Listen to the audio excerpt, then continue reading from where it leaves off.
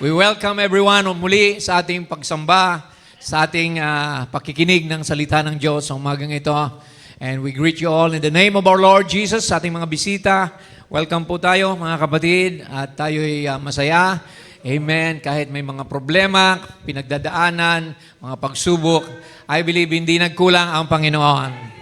All things work together for good to them that love the Lord. Yan po ang sabi ng Biblia, mga kapatid. Kaya magpatuloy tayo, ano man ang mangyari. The Bible said, fight a good fight of faith. Run this race with patience, looking unto Jesus, the author and finisher of our faith. So sa umagang ito, tayo dadako na sa ating paksa. Are you accounted worthy? Tayo ba ay karapat-dapat na magmana ng kaharian ng Diyos? Yan po ang tanong. Are we ready for the coming of the Lord? Are we sure of our salvation? Yan po ang tanong sa umagang ito. Amen. Handa ka na ba sa pagbabalik ni Jesus Christ? Dahil ang mundo, alam natin, ito'y magugunaw. There will be a new heaven and a new earth. At ang makakarating lamang doon ay ang mga naging tapat sa ating Panginoon. Ito po ang ating paksa sa umagang ito. Are you counted worthy? Amen. Magbasa po tayo bago tayo umupo ng ating paksa. Ang ating scripture, isang bersikulo lamang. Lucas 21:36. Ito po ang sabi ni Jesus, watch ye therefore, mangagbantay kayo, and pray always, manalangin kayo palagi, that ye may be accounted worthy, na kayo masumpungang karapat-dapat, to escape all these things, na matakasan nyo ang mga bagay na parating. What are these things we will speak about this morning?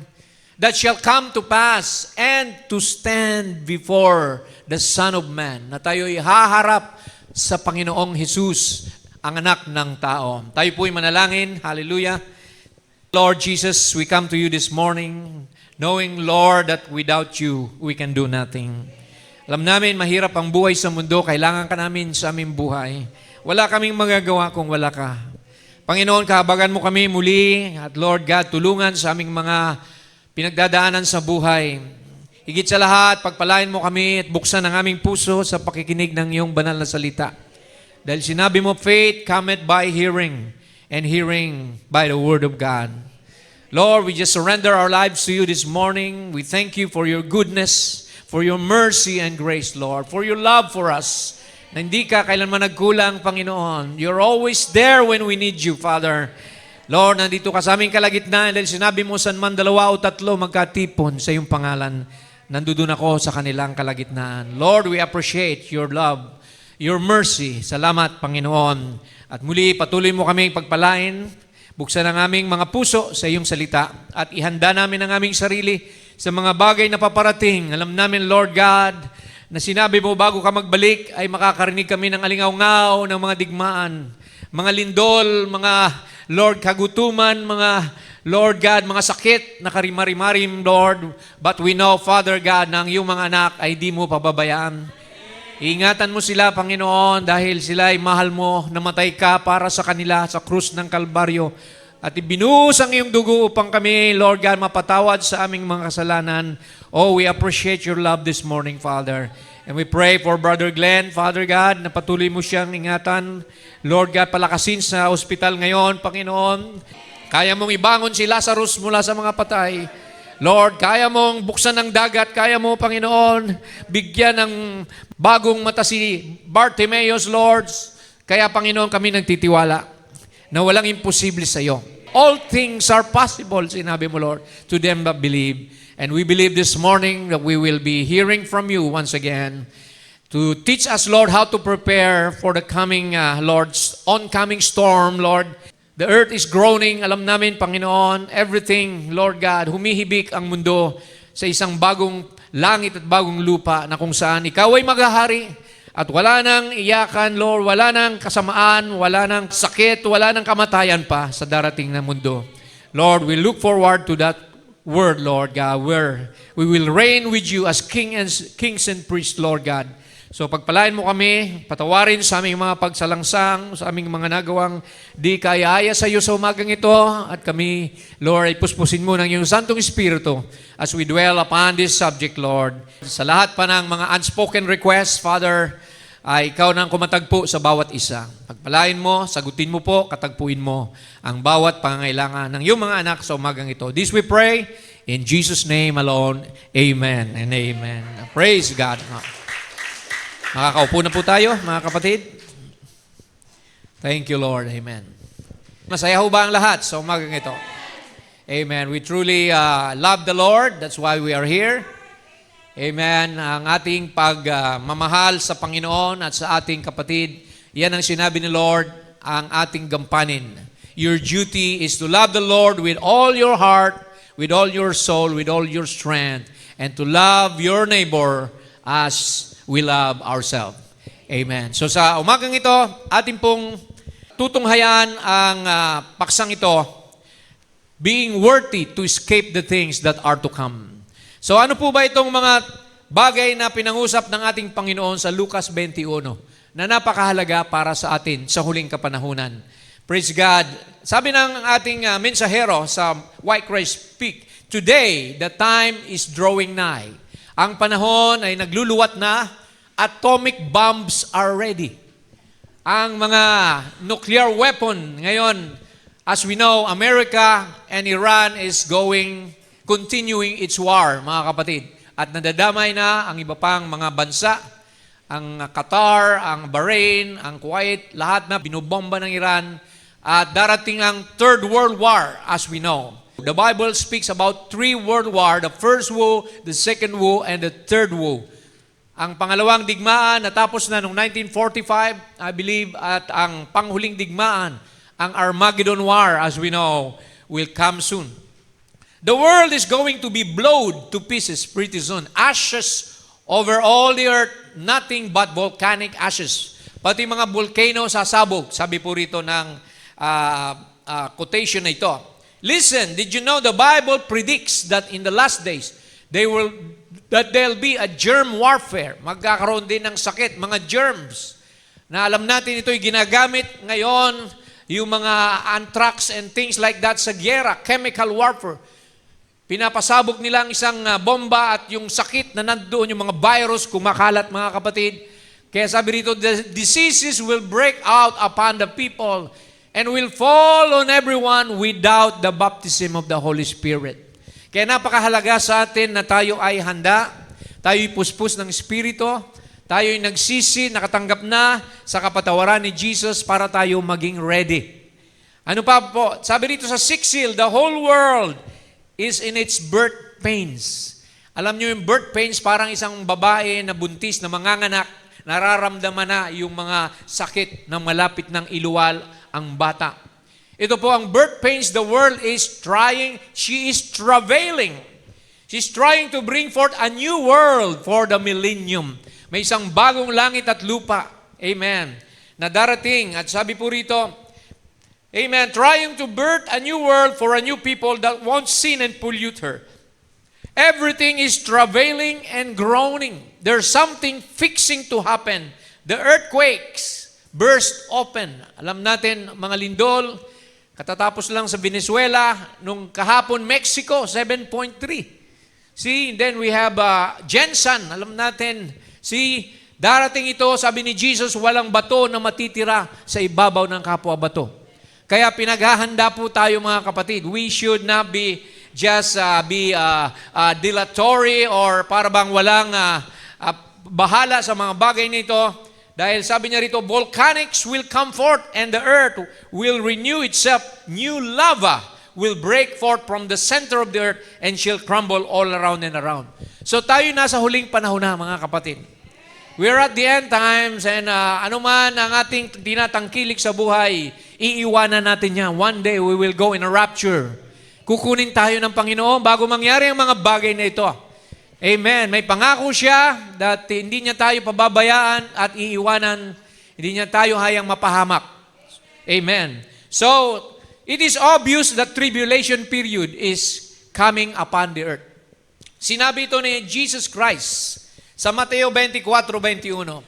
For then shall be great tribulation. May darating daw po na matinding kapighatian. Such as was not since the beginning of the world until this time, nor shall ever be. And except those days should be shortened.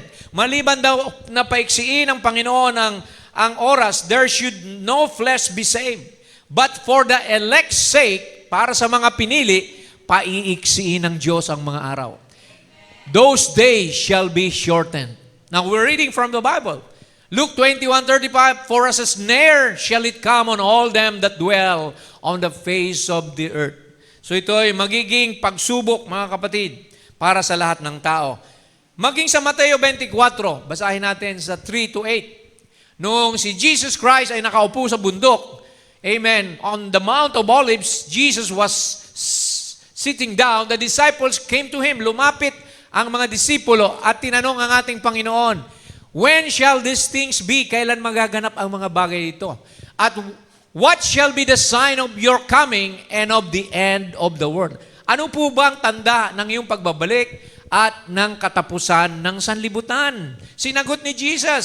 Sabi niya, mag-ingat kayo na huwag kayong madayaan. Amen. Dahil marami ang darating, sabi niya, take heed that no man deceive you, for many shall come in my name, saying, I am Christ, and shall deceive many.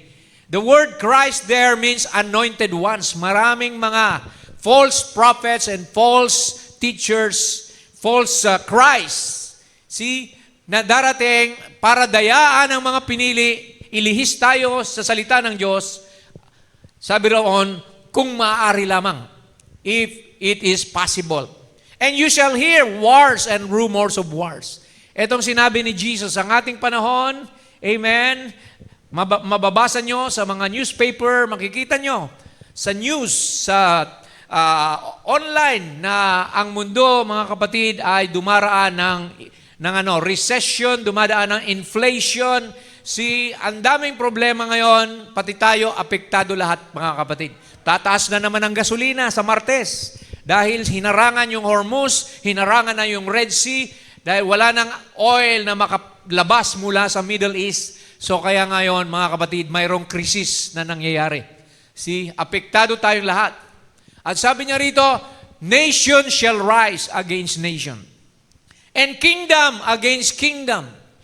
There shall be famines, magkakaroon ng kagutuman, and pestilences, mga peste na kagaya ng COVID, mga salot, sakit, and earthquakes in diverse places. Ayan, mismo si Jesus ang nagsabi, all these are the beginning of sorrow. Darating ang kapighatian. Subalit tayo ng mga anak ng Diyos, mga kapatid, hindi tayo nag-worry. Hindi tayo nag-aalala dahil may Diyos tayo. Amen. Diyos nakakampi natin. Ang Diyos nangako, I will supply all your need according to my riches in glory. Hindi ko kayo pababayaan sa oras ng kapighatian. Ituloy natin. Kaya dun sa binasa natin, sabi niya rito, watch ye therefore. Ano po ibig sabihin dito ng watch? Meaning, to be awake, to be vigilant, to be alert, and to be spiritually attentive. Mapagbantay tayo. Amen. Hindi tayo pa isi-isi lang na para bagang okay lang lahat ng bagay. Sabi ni Jesus, magbantay kayo. Amen. Watch the news. Watch everything that's happening. Jesus is not merely telling believers to observe world events, but to remain spiritually awake. Dapat spiritual tayo, mga kapatid. Because faith is not seeing the natural things. We walk by faith, not by sight. Amen. So watching includes ang pagbabantay, ay kasama nito ang being alert for the fulfillment of God's word. Next slide, please. Prophecies are being fulfilled every day. So ang pagbabantay, kasama rito ang pag-recognize sa mga tanda na sinabi ni Jesus Christ. Amen. Pangatlo, watching includes remaining faithful despite the deception and the persecution. Pang-apat, it also means living a holy life. Mamuhay kayo ng banal and to watch your life, your action to match God's word. Nakakasunod ba ako, Lord, sa iyo? Dahil alam ko, Panginoon, babalikan mo lamang yaong mga nakahanda na sumalubong sa iyo. Amen. Panglima, guarding against spiritual sleep and complacency. Not being lukewarm or dilatory. Alam nyo, may 10 birhen sa Biblia na nag-aabang sa pagdating ng Panginoon. Matthew 25, 5 ay matatalino, 5 ay mangmang. Ang 5 na matalino ay mayroong langis sa kanilang lampara. At ang langis na yan ay Espiritu Santo na dapat meron tayo. Dahil pagdating ni Jesus, pumasok yung mga matatalino, the wise virgin came in, but the foolish virgin were left behind, wailing and weeping and gnashing of teeth. Kumakatok din sila, Lord, papasukin mo kami. Subalit sabi ni Lord, depart from me, I don't know you. So ang tanong, kilala ka ba ng Panginoon sa umagang ito? Is your name written in the Lamb's Book of Life? Dahil ang lahat ng mga pangalan ay sinulat sa aklat ng buhay, babalikan ng ating Panginoon. Amen. Kung ang pangalan mo nakasulat doon, maglilingkod ka sa Kanya. If your name is written there, you will serve the Lord. Amen. You will love Him and you will perform His will. Amen. Nag-aabang ka sa pagbabalik ni Jesus Christ. Amen. Kaya tayo'y pinalalahanan ni Lord. Dito sa next slide. Jesus has already warned us to take heed. Sabi niya sa Luke 21:34, take heed to yourself, mag-ingat kayo sa inyong mga sarili, lest at any time your hearts be overcharged with what? Surfeiting, mga pagliliwaliw, and drunkenness, and cares of this life. Huwag daw po tayong maapektuhan, na huwag na tayong maglingkod dahil sa mga pagsubok ng buhay, mga alalahanin sa buhay. Many believers lose their spiritual sensitivity because of these things. Worldly pleasure. Karamihan ngayon, naghahanap ng mga kalayawan na lang sa mundo. Material concern. Puro materialistic na lang. Pera at ang hinahangad, pero unahin natin ng Panginoon. Di ba? Seek ye first His kingdom and His righteousness, and all those things shall be added unto you. Sinful living, mga bisyo, mga tao nasa paglalasing, alak, sugal, sigarilyo, hindi na nila iniisip na ang Diyos ay magbabalik at kailangan maghanda tayo. Amen. Maging banal tayo, without wrinkle, without spot, upang tayo ay wag mapag-iwanan sa pagbabalik ni Jesus. And spiritual laziness, naging tamad na yung iba na dumalo sa gawain. Kaya kailangan tayo maging mainit sa Panginoon, maalab sa paglilingkod. Totoo at tapat sa Kanya, mga kapatid. Huwag nating ipagpaliban ang gawain, yamang nakikita natin na malapit na siyang dumating. So, watching means refusing to let these things dull our spiritual vision. Huwag nating hayaan ang mga bagay na yan na mabulagan tayo. Amen, sa paglilingkod sa Panginoon. Now, pangalawa, pray always, sabi ni Lord. So, unang-una, watch, magbantay kayo. Pangalawa, manalangin lagi kayo. Sino ho bang nanalangin dito? Bago lumabas ng bahay, mag-pray ka na ingatan ka ni Lord sa lahat ng mga elementong, mga krimen sa lipunan na ito. Bago ka kumain, pasalamatan mo si Lord na pinaghanda ka ng masarap na pagkain. Namatay yung chicken, namatay yung isda para sa iyo. Diba? Araw-araw may namamatay para mabuhay tayo. Amen. Kaya pasalamatan mo ang Panginoon. Pray with thanksgiving to the Lord. Kaya sabi rito mga kapatid, pray without ceasing. 1 Thessalonians 5:17. Jesus did not just say, merely pray occasionally, but pray always, meaning to maintain continual fellowship with God. You must have a personal relation with Jesus. Sa pag-uwi mo ngayon, kasama mo siya. Hindi ko kayo iiwanan, sabi niya, ni pababayaan. I will be with you, even in you, until the end of the world. Kaya wag nating, amen, walang bahala ang presensya ng Diyos sa ating buhay. Sabi nga ng Biblia, kayo ay templo na ng banal na Espiritu Santo. Kayo ay silyado, you are sealed by the Holy Ghost until the day of your redemption. So you must pray. Amen. Prayer will enable you to receive strength. Kung ikay nanghihina, just pray. Lalakas ka, kapatid. May problema ka ba? Iiyak mo sa Panginoon. Sabi ni Lord, pumasok ka sa iyong closet at doon ka manalangin ng pribado sa Panginoon at sabi ni Lord, maririnig niya ang iyong panalangin at ikaw ay gagantimpalaan niya ng hayagan. Praise the Lord. So believers should pray to resist temptation. Maraming mga tukso ngayon, mga kapatid. Di po ba? Tukso ng ng babae, sa mga kalalakihan, ng pera, salapi, Amen. Popularity, katanyagan. Yung iba gusto maging sikat na artista. Mga tukso yan sa believers. Pero kailangan, amen, mapagtagumpayan mo yan. Amen. You must discern God's will. Prayer will enable you to endure persecution. Kung may mga nanunuya sa'yo, mga umuusik sa'yo, manalangin ka. And you will overcome all those mga temptation na yon, nagumanti ka, di ba? Maraming tao gustong painitin ang ulo mo. Maraming tao naninirang puri. So anong gagawin mo? Pray. See, don't avenge yourself, sabi ni Lord. Love your enemy. Pray for those that persecute you. I will avenge you. Sabi ng Panginoon, vengeance is mine. Amen. So to pray means to remain faithful until Christ comes. A prayerless Christian easily becomes a careless Christian. Pag hindi ka na nagpe-pray, careless ka na, madali ka nang matrap ng kaaway, mabitag ng dyablo. Kaya kailangan natin palagi ang prayer. Tinuruan tayo ni Jesus, di ba? Anong tinuro ni Lord? Sabi niya, ganito kayo manalangin, Our Father who art in heaven, hallowed be thy name, thy kingdom come, thy will be done on earth as it is in heaven. Give us this day, araw-araw. Di sinabing, give us this month, this week, give us this day, our daily bread. Kailangan araw-araw humihingi tayo. Amen. And sabi roon, and forgive us of our trespasses as we forgive those who trespass against us. And lead us not into temptation, but deliver us from evil. So yan po ang binigay ni Lord sa atin. Pray, always manalangin tayo. Amen. That ye may be counted or accounted worthy. Upang kayo'y masumpungan na karapat-dapat. Ano po ba ang accounted worthy? Worthy means being regarded, considered worthy, karapat-dapat, you are acceptable to God.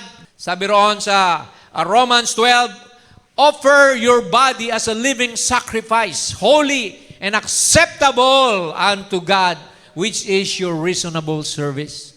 So para tayo magkikatanggap-tanggap, mga kapatid sa Diyos, tayo ay magsisi, sabi ng Panginoon, magsisi at mabautismuhan sa pangalan ni Jesucristo sa ikapagpapatawad ng inyong kasalanan at tatanggapin niyo ang kaloob ng Espiritu Santo.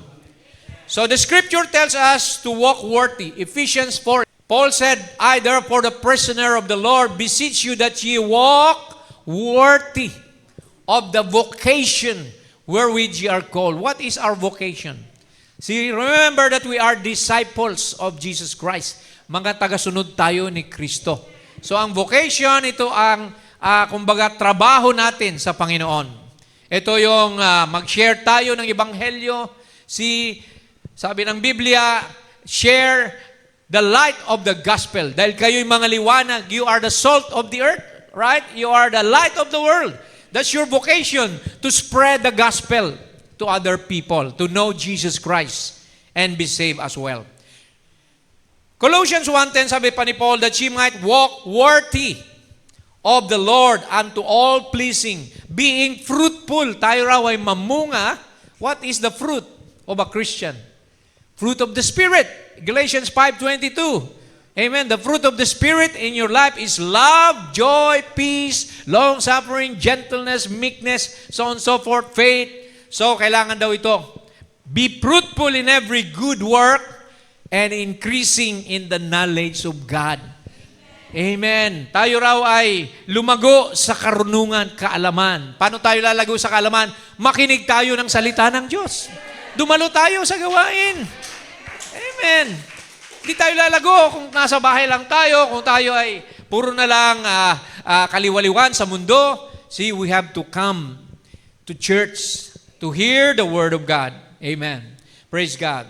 So our worthiness, that you may be accounted worthy. Paano tayo magiging worthy? We are not worthy on our own. But our worthiness comes by the righteousness of Jesus Christ. Nagiging worthy tayo dahil tinanggap natin ang katuwiran ng Panginoon. See, no man is worthy. We are all sinners, born in sin. Tayong lahat ay pinanganak na makasalanan. Walang sino mang matuwid sa atin. Ang katuwiran natin ay manggagaling sa Panginoon. Siya ay namatay. Sabi ng Bible, siya ay pinaging makasalanan upang tayo ay maging katuwiran ng Diyos. Praise the Lord. Nilipat niya sa atin ang kabanalan niya. Amen. Siya ay namatay bilang makasalanan. Hindi niya kasalanan yon. It's our sin, dala-dala niya.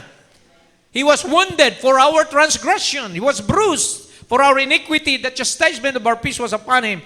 At sa latay ni Jesus ay tayo ay pinatawad na. Tayo ay pinagaling na. So yun ang ating worthiness. For by grace, we are saved. Through faith, and not of yourself, but it is the gift of God, sabi ng Ephesians 2:8 and 9, not of works, lest any man should boast. Hindi tayo naligtas sa gawa natin, dahil ako'y mabuti, dahil ako'y nagbibigay supulubi. Hindi ka ron naligtas. Hindi dahil doon, kundi dahil sa habag ng awa ng Panginoon. Amen. Kaya wala tayong may pagmamalaki, mga kapatid. Ang may pagmamalaki natin ay ang biyaya ng Diyos araw-araw. Thank God for His mercy, for His love, for His kindness. Palakpakan natin ang Panginoon. Yet genuine believers demonstrate their faith through faithful living. Kailangan pa rin natin na gumawa ng mabuti bilang ganti sa kabutihan ng Diyos. Hindi tayo gumagawa ng mabuti para maligtas. Naligtas tayo dahil sa kabutihan ng Diyos. Gumagawa tayo ng mabuti bilang, amen, pasasalamat as appreciation to the mercy and grace that God has given us. So in practical terms, Jesus is saying here that we must live in such a fellowship with God that when these events unfold, you will be found faithful. Dumating man ang kapighatian, tayo ay karapat-dapat. Amen. Alam nyo, magbabalik ang Panginoon. Mamaya, babasahin natin. Okay, 4, you must pray always, you must watch, you must be worthy to escape para matakasan. Anong tatakasan natin? To escape all these things, just like Lot. Escape from Sodom and Gomorrah. Bago dumating ang apoy, may anghel na inutusan ng Panginoon para sila ilabas doon. Gaya ni Noah. Amen. Si Noah. Amen. Paano siya nakatakas sa baha? Pinagawa siya ng arko. At tayo, mga kapatid, bago dumating ang sakuna at ang mga salot na ito sa mundo, amen, binigyan din tayo ng rapturing faith para tayo maagaw sa pagdating ng ating Panginoon. Praise the Lord. So what are these things that we are to escape from? Amen. Number 1, ayon sa Matthew 24, deception. Let no man deceive you by any means. Maraming mga false doctrine ngayon na naglipana. Lalo na sa mensahe kung saan pinasok na ng diablo ang end-time message, mga kapatid. Nagdagdag ng mga doktrina na wala naman sa katuruan ng mensahe. See, don't be deceived. Stay sane. Stay, amen, in the true doctrine, mga kapatid. Hallelujah. So, pangalawa, wars. We are to escape the war that is coming soon. Amen. Hindi tayo mapapahamak, sabi ng Biblia, paiksiin ang panahon para tayo ay wag madamay sa darating na pagsabog ng mga missiles sa mundong ito. Nasa Middle East na mag-uumpisa. Alam natin, the Third World War will start from, amen, sa Israel, mga kapatid. Lulusubin ng bansang Israel, ng Russia, ng Iran, lahat ng communist countries and Arab countries will attack Israel. Ayon sa Ezekiel 37:38, makikita natin doon. Subalit, kukunin tayo ng Diyos upang huwag tayo mapahamak. Escape pestilences. Alam nyo, mga peste kagaya ng COVID, sinabi ko, mga AIDS na yan, mga sakit na virus na ngayon ay mayroon namang pakakawalan. Hindi ka tatamaan ito dahil sabi ng Panginoon, when the death angel comes, when I see the blood, I will pass over you. Amen. Yung anghel ng kamatayan, nilagpasan ng Israel. Noong sila'y, amen, nandoon sa Exodus, nalalabas sila at ang mga nangamatay, yung mga walang nakapahid na dugo sa pintuan. Yung mga anak at yung anak ni Faraon at yung kanyang mga kawal, mga kapatid. So, iingatan tayo sa pestilences, persecution. You will escape worldwide distress and you will escape from God's judgment that will precede after His coming. Amen. Ang mundong ito ay hahatulan. If you'll read the sixth seal, sabi roon, ang araw ay magdidilim at ang buwan ay magkukulay dugo. Amen. At sabi roon, ang langit ay mababalumbon, praise God, at ang mga isla at mga bundok ay mawawala sa kanilang kinalalagyan. See, that will be a strong earthquake, mga kapatid. Gusto nyo bang madatnan kayo sa panahon na yon? No, we will be delivered by God. Merong third Exodus na darating. This is the third Exodus right now. Nilabas na tayo ng Panginoon mula sa mga sistema ng credo, dogma, tradisyon, superstisyon, at inihahanda na tayo bilang nobya ni Kristo. Amen. A church out of a church. The bride, amen, of Jesus Christ. Individually, tinatawag na tayo ngayon. So, anong ibig sabihin ng escape, mga kapatid? What does the word escape mean? Escape means being removed before the outpouring of God's wrath. Tayo ay aalisin ng Diyos dito. Amen. Naniwala ba kayo, mga kapatid? Na may pangako ang Diyos ng physical deliverance. Binasa ko kanina, o sinambit ko kanina si Noah, si Lot, maging ang Israel, mula doon sa mga salot. Alam nyo, nung pinaulanan ng salot ang Ehipto, ang Israel ay nasa isang lugar na walang salot. Anong pangalan ng lugar na yon? Goshen. The Goshen is a place na walang salot, walang anuman, ligtas doon. And tayo, meron din tayong Goshen. The place which is the Holy Spirit. When you are baptized by the Holy Spirit, you are protected from the enemy, from the devil, from sickness. Because the blood of Jesus is wrapping you around. Nakabalot kayo sa dugo ng Panginoon. Praise God for His mercy. At mayroon tayong escape through the rapture. I mentioned rapture kanina. Sa mga hindi nakakaalam, praise God, maraming scripture tayong mababasa na ang church ay aagawin bago pa dumating ang kapighatian. The church will be caught up before the tribulation. Basahin natin. Saan po? Unang Tesalonica. Amen. We're teaching Bible here, mga kapatid. Hindi tayo nagtuturo turo lang ng tao. Unang Tesalonica 4:16-18. For the Lord Himself, ang Panginoon mismo, shall descend from heaven, ay bababa mula sa langit, with a shout na may kasamang sigaw. Ano po bang sigaw? Message. Yan ang message natin. And with the voice of the archangel. That's the voice of resurrection. And with the trump of God, na mayroong trompeta ang Diyos, and the dead in Christ shall rise first.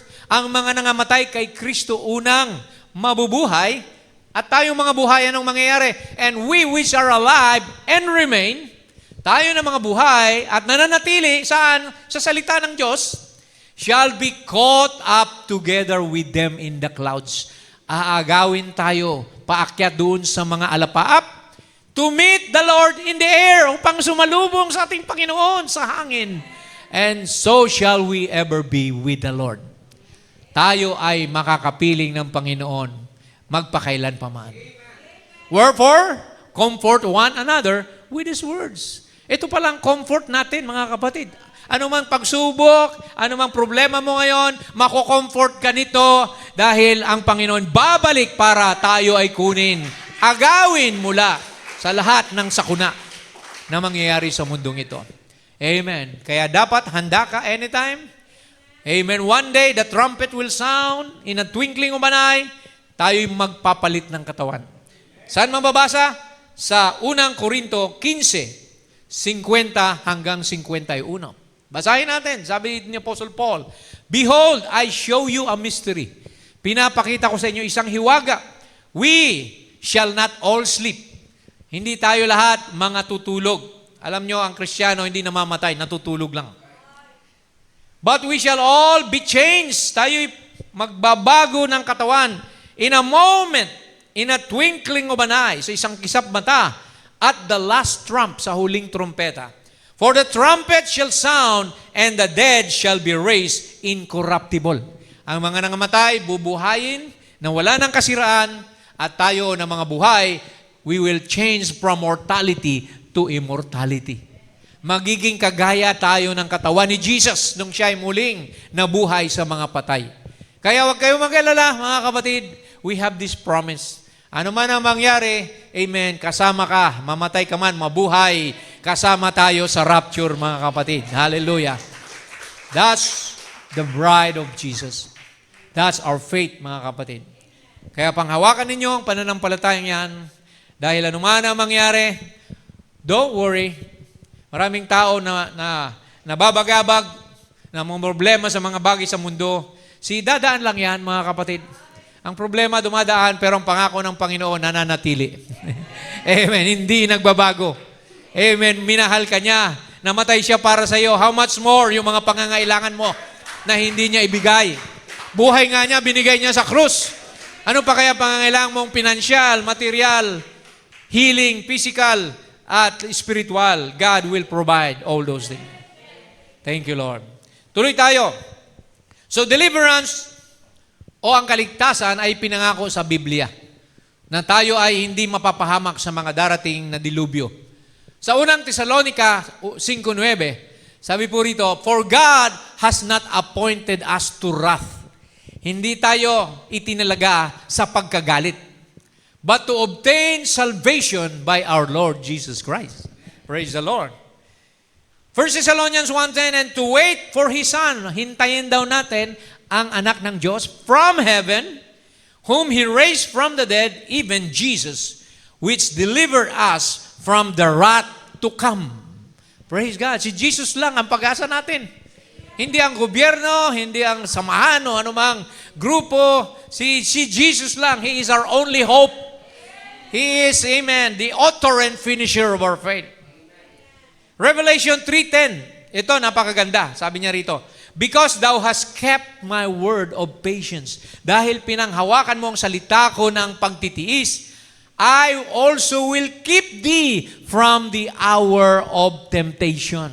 Iingatan ko rin kayo sa oras ng, ng tukso, which shall come upon all the world to try them that dwell upon the earth. Ano po ba itong temptation, hour of temptation? Ito yung tatakan ng 666. Na hindi ka makakakain, hindi ka makakabili, hindi makakapagbenta kung wala kang 666. Pero pag natatakan ka na, ito ay wala ka ng kaligtasan pa. You are bound to hell. Kaya darating po yan, nahihigpitan na ang lahat ng tao. Darating ang Antikristo sa tribulation period. Nasabi ng Biblia, siya ay magtatatak ng sino mang ayaw matatakan ay papatayin, pupugutan ng ulo. At kagaya ng mga pinatay na Kristiyano noon, pinakain sa leon, di po ba? Yung iba sinunog, pinugutan ng ulo, mangyayari po uli yan pag wala na tayo dito. Kaya ang mahalaga, makasama ka. Dahil pag naiwan ka, haharapin mo yung temptation na yan. Magpapatatak ba ako para makakain o hindi? See? Praise God. Yung iba magpapatatak na lang kaysa hindi sila makakain. Pero yung ibang maninindigan, sino yun? Yung foolish virgin. The foolish virgin will be left behind because they have no baptism of the Holy Ghost. Sila yung hindi magpapatatak, pero mamamatay sila. They will be hunted down like dogs and be tortured because they will not receive the mark and they will die for their own faith. So kaya wag tayo maging foolish virgin, mga kapatid, kasi dadaan ka ng tribulation, pero tayo ay mga wise virgin. Amen, ang tumanggap ng langis, the baptism of the Holy Ghost through the message of the hour in the last days. Praise the Lord sa mga pangakong yan ng Panginoon. Now, panglima na tayo, mga kapatid. Malapit na tayo matapos. Sabi ng Panginoon, praise God, tayo magbantay, amen, manalangin, manindigan, at manatiling tapat para makatayo tayo sa harapan ng anak ng tao. To stand before the Son of Man. Haharap tayo sa Panginoon. Praise God. So this is the ultimate goal of a Christian. To stand means be accepted by Christ.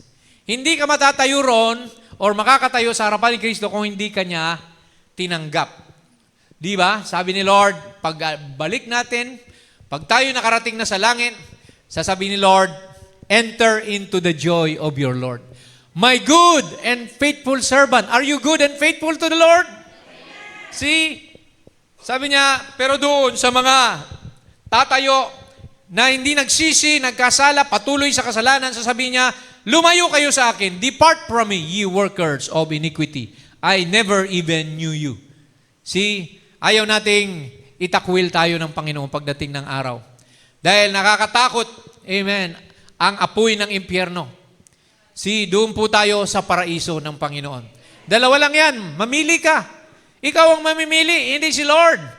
Sabi ni Lord, siya na manampalataya at mabautismohan ay maliligtas.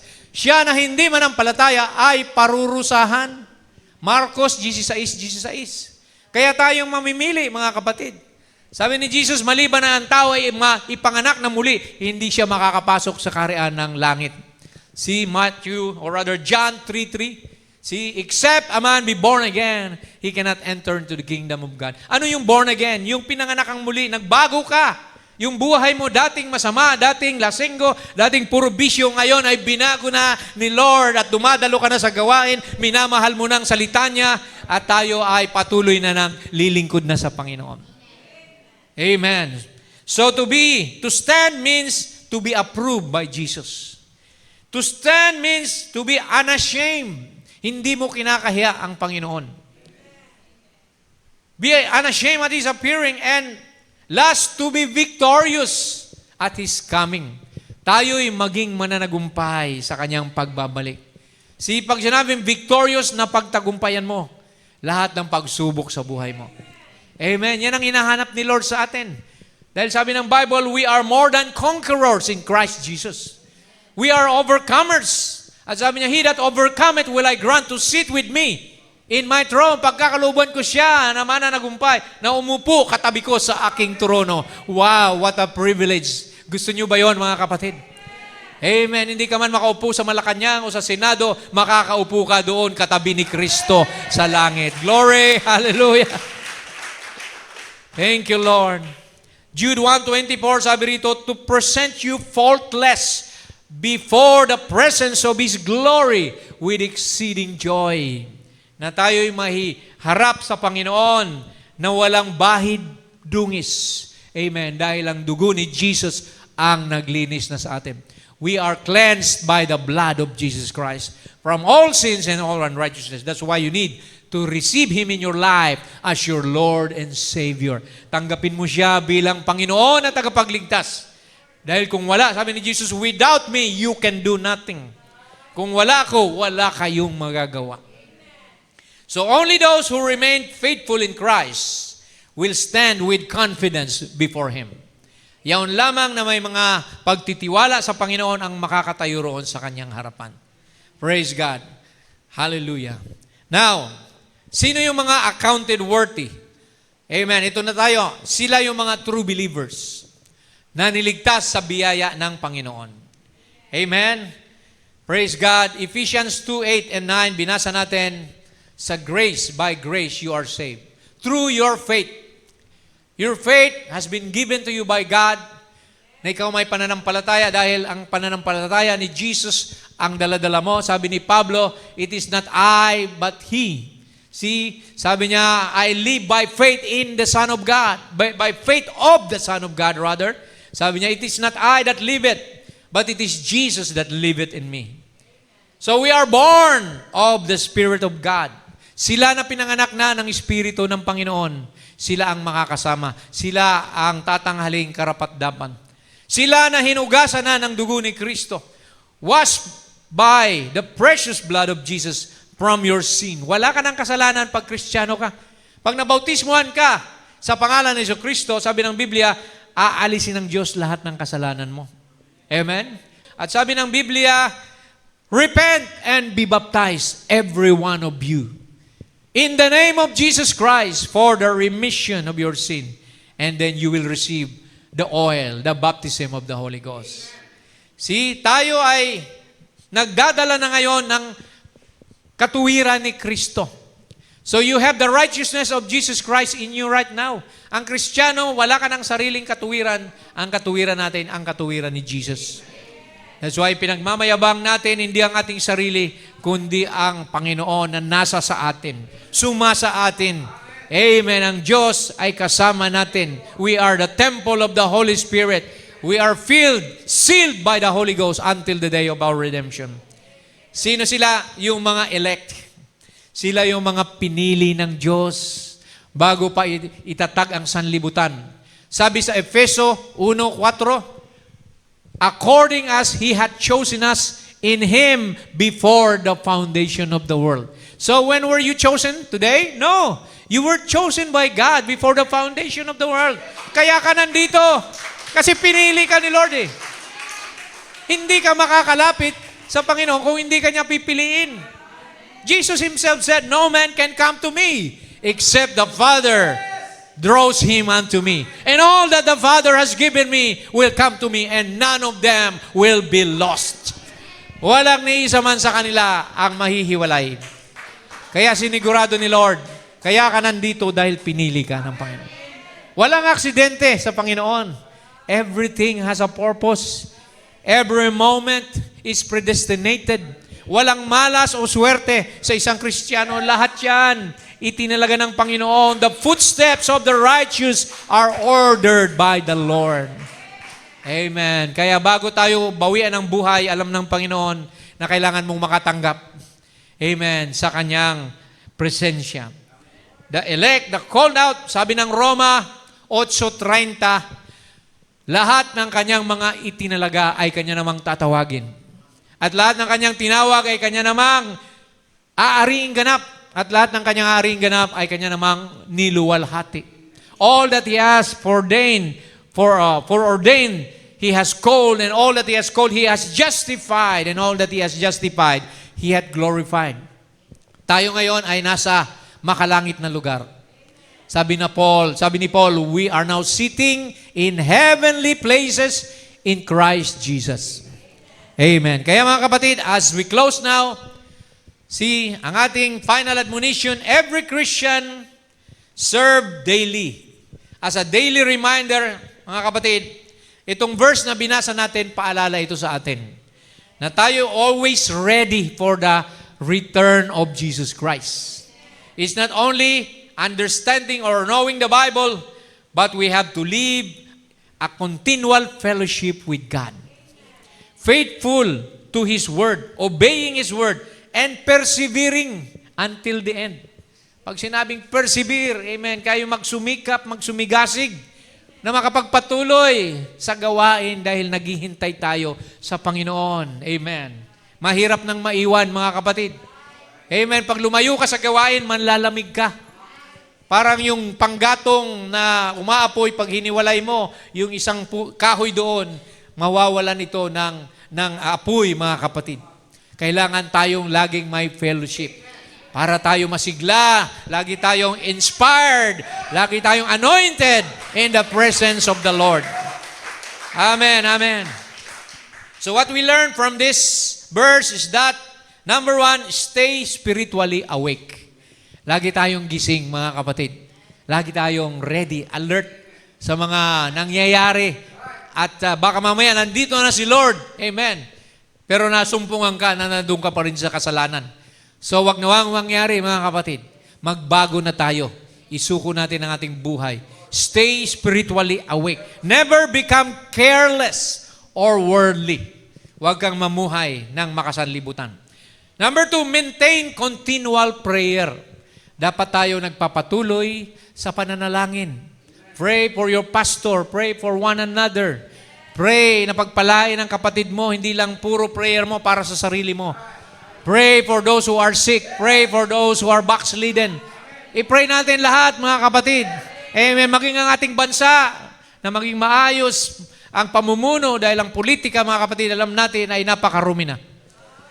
Pray for those who are in position, mga kapatid. Praise God. So, prayer keeps the heart connected with God. para lagi tayong nakakonect sa Panginoon, prayer is our, amen, Wi-Fi. Alam nyo, mga kapatid, kung walang Wi-Fi, walang internet. Ganon din sa Panginoon, pag walang prayer, amen, hindi ka makakonect sa pagpapala ng Panginoon. Praise God. So prayer keeps your heart connected with God. Pangatlong leksyon na ating natutunan, live faithfully. Tayo ay manatiling tapat sa kanyang salita. Obey the word. Jesus said, if you love me, obey my commandments. A life of obedience demonstrates genuine faith. So, kailangan natin ipakita ang pananampalataya natin sa pamagitan ng pagsunod sa kanyang salita, pagdalo sa mga gawain, pagmamahal sa Diyos at pagmamahal sa kapwa. Sabi ni Jesus, this will all men know that you are my disciples if you have love for one another. Amen. Not hate, but love for one another. And last, be ready every day.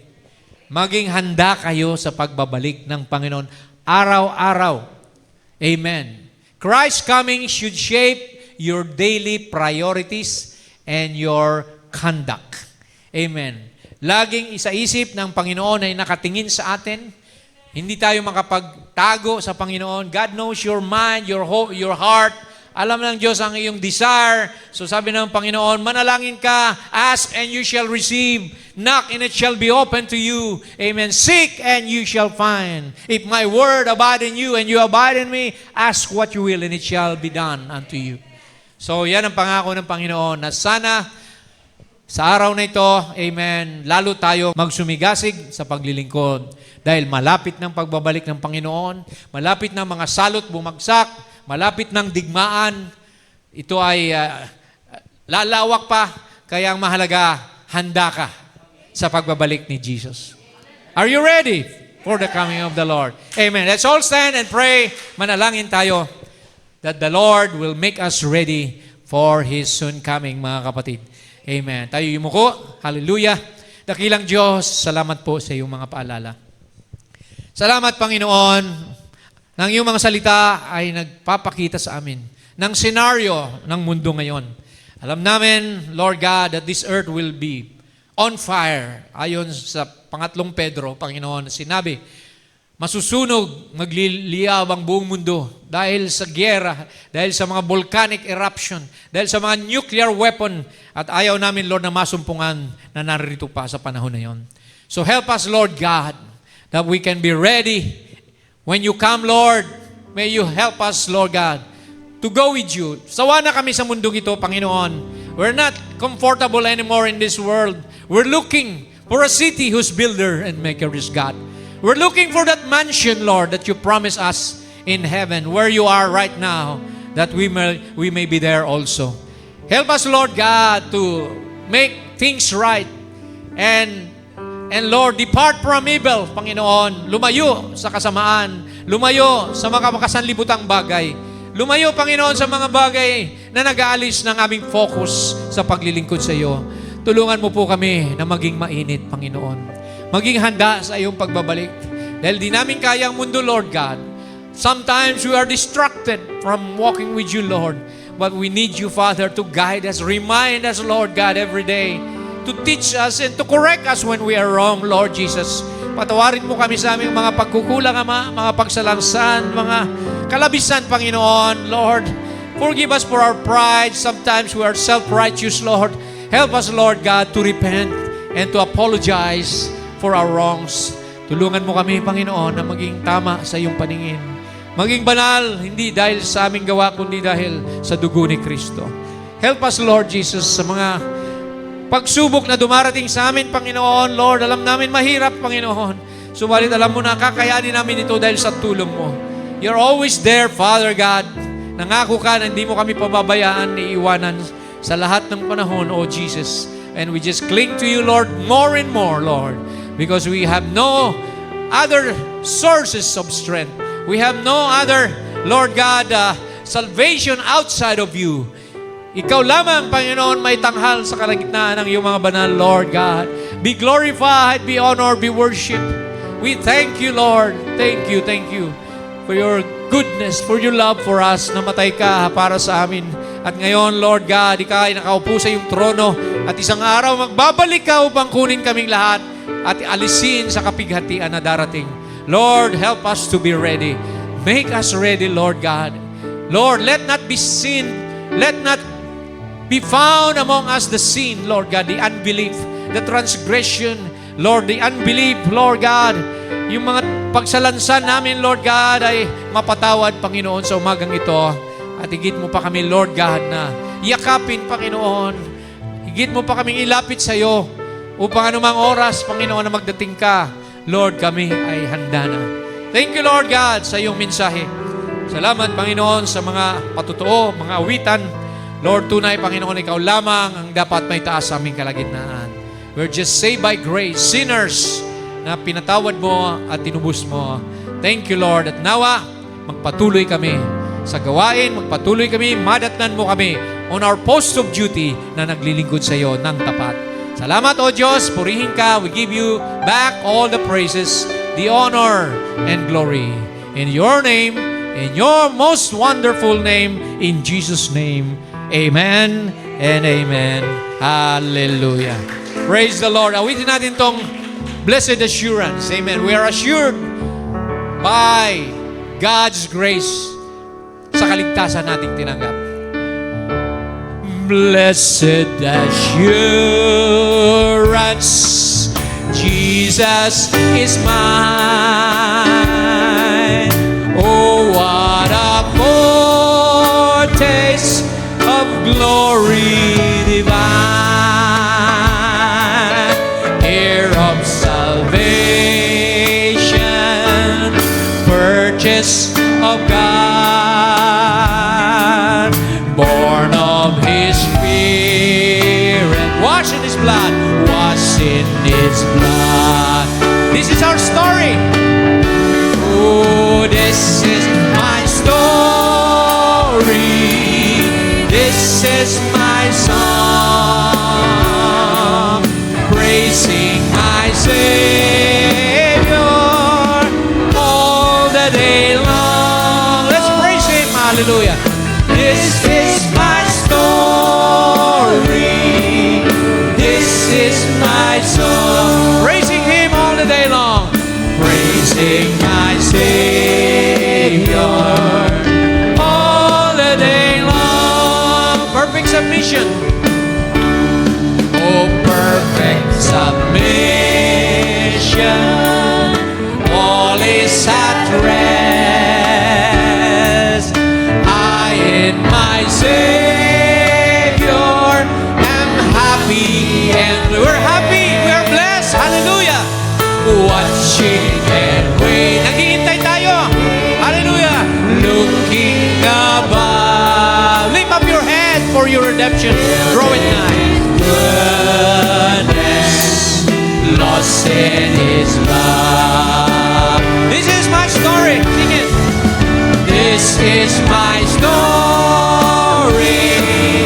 This is my song. Awitan natin siya. Hallelujah. Praising my Savior all the day long. Buong araw, buong gabi, purihin natin siya. This is my story. This is my song, praising my Savior all the day long. And again, we thank the Lord sa pagpapatuloy na pagpapagal ni Pastor Ron para maibahagi ang salita ng Panginoon. Dalangin namin, Pastor Ron, ng kalakasan. Patuloy namin dalangin niya sa iyo. Nabigyan ka pa ni Lord ng malakas na pangangatawan, malayo sa anumang karamdaman, sampu ng iyong mahal sa buhay. To God be all the glory. Praise God. At tayo mawit na nagsasabi na this world is not my home. This world is not my home. I'm just passing through. My treasures are laid up somewhere behind the blue. The angels beckon me from heaven's open door, and I can feel at home in this world anymore. Yeah, hallelujah. Oh Lord, you know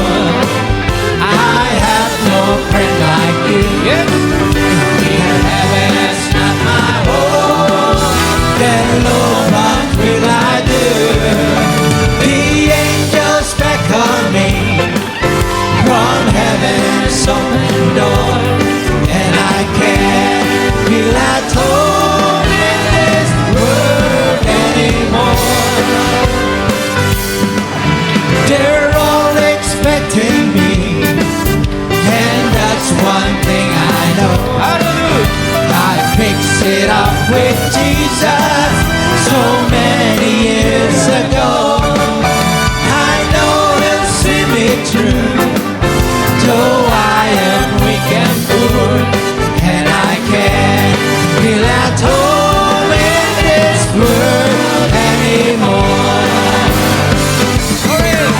Oh Lord, you know I have no prayer like you. If heaven's not my home, then Lord, what will I do? The angels beckon me from heaven's open door, and I can't feel at home in this world anymore. Yes, over the glory. Yes, over in glory land we'll live eternally. Yeah. The saints of every hand are shouting Victory! Amen. the songs of sweetest praise. Drip back from heaven's shore, and I can't feel at home in this world anymore. Oh Lord, you know I have no friend like you. If heaven's not my home, then Lord, what will I do? The angels beckon me. At habang tayo maawit mga kapatid, maaari ba natin lapitan ang ating kapatid? And let's say God bless you to one another mga kapatid. And